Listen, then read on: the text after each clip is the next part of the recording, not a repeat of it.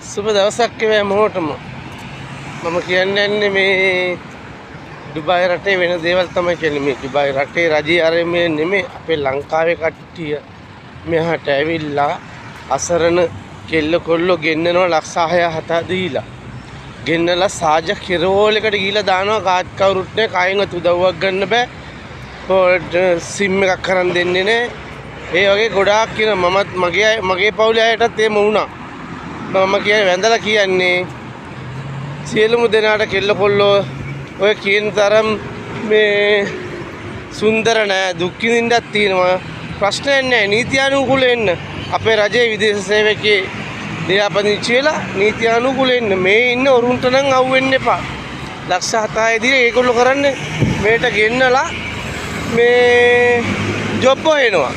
1500ක් දීලා ජොබ් වනේ ඒ වැඩක් නැති ජොබ් වලට දානවා